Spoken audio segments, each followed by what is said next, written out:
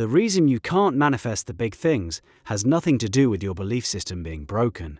It has to do with the order you're attempting them in. You've been trying to bench press 300 pounds on your first day in the gym, then wondering why your arms are shaking and nothing moves. By the end of this, you'll understand a method that builds real convection through sequenced wins, and why skipping it is the single biggest reason people abandon manifestation entirely. Think about the last time you tried to manifest something massive.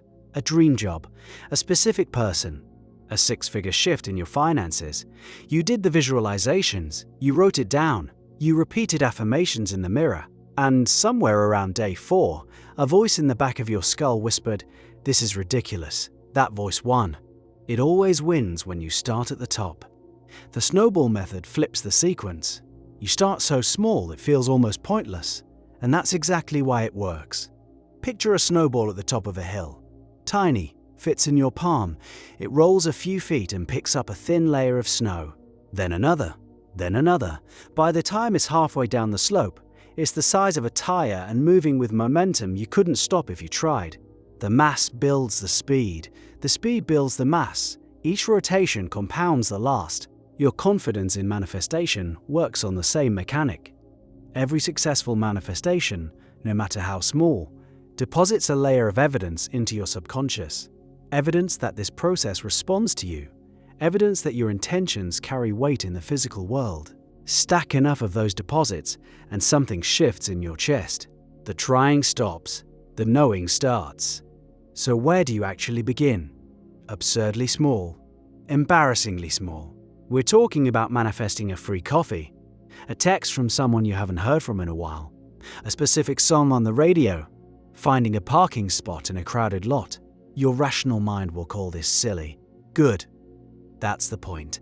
When the stakes are zero, resistance is zero.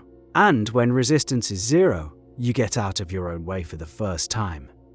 Set an intention for something so minor that your inner skeptic doesn't even bother showing up to argue. I intend to see a yellow butterfly today. Say it once. Feel it land. Then release it completely, the way you'd toss a paper airplane and forget about it. When that yellow butterfly crosses your path at 2 p.m, something registers. A blip, barely conscious. Your logical mind will chalk it up to coincidence. Fine, let it. The subconscious keeps a different ledger, and it just recorded a win. Do this for a week. Different small intentions, different days, a compliment from a stranger, an unexpected discount, running into someone you were just thinking about. Some will hit, some won't.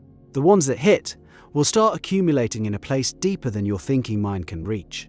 You'll feel it as a subtle shift, less effort in the intending, more ease in the expecting. Now here's where most people stall.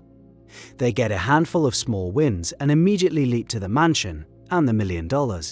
That's like watching your snowball grow to the size of a basketball and then trying to shove a boulder into it. The momentum shatters. You need graduated steps, and the graduation has to feel organic. After 2 weeks of micro-manifestations, move to the next tier. Things that carry mild emotional charge.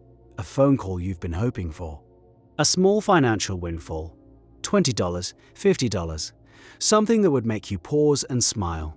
An opportunity appearing in a context you frequent.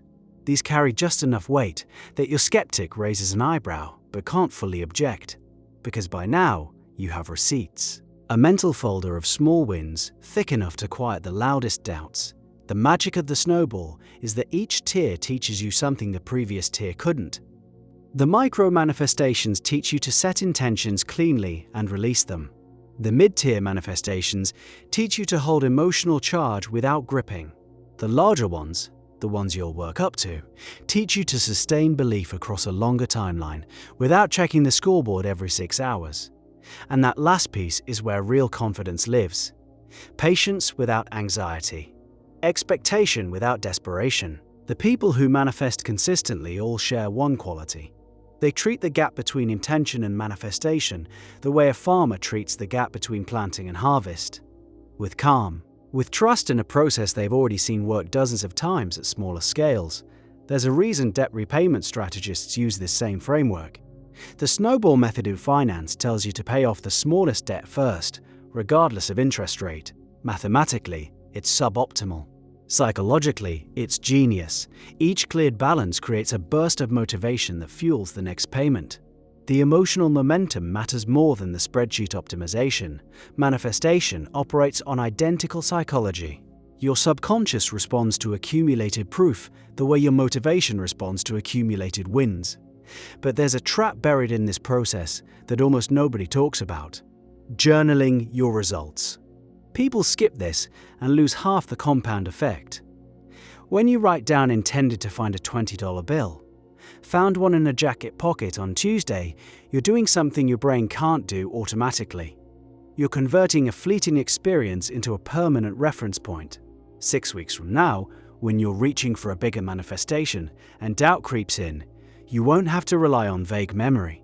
You'll have pages of concrete evidence, your own handwriting, dates, details, specifics. Doubt has a much harder time arguing with a written record than with a half-remembered feeling. Keep the journal simple. Date, intention, outcome. One line each. The brevity matters.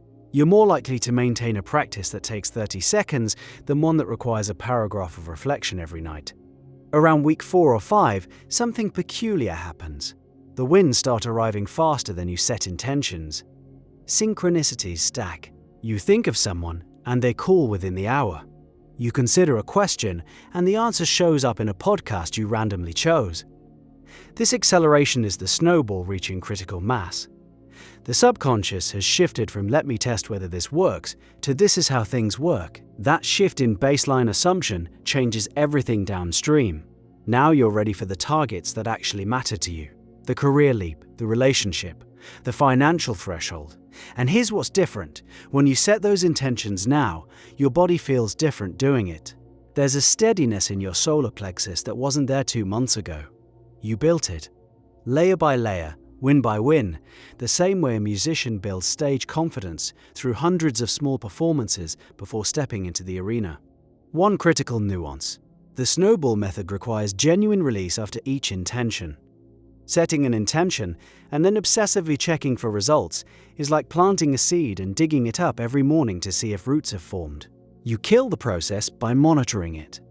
The small manifestations train this skill beautifully because the stakes are low enough that forgetting about them comes naturally. By the time you graduate to bigger targets, releasing has become a reflex rather than a discipline you have to force. Some people ask whether this approach is just confirmation bias, dressed in spiritual language. A fair question. Here's the honest answer. At the micro level, some of those early wins probably a coincidence. You intended to see a red car, and you saw one because red cars exist everywhere. The value was never in the red car. The value was in the neurological loop you completed: intention, release, pattern recognition, recorded result. That loop, repeated dozens of times, trains your attention system to spot alignment between your inner world and your outer experience. Whether you call that manifestation or selective attention, the practical outcome is identical. You start living as if your intentions matter, and your behavior changes in ways that make larger outcomes statistically more likely. The skeptics and the believers end up in the same place if they both follow the method. One thinks the universe is responding. The other thinks their reticular activating system is filtering for opportunities that were always there. The bank account doesn't care which explanation is correct. What matters is the sequence. Small, then medium, then large. Each stage earns the next. Each win funds the confidence required for the bigger bet. Skip a stage and you're writing checks your belief system can't cash. Start tonight. One micro intention. Something so small your pride almost won't let you bother with it. Write it down. Release it.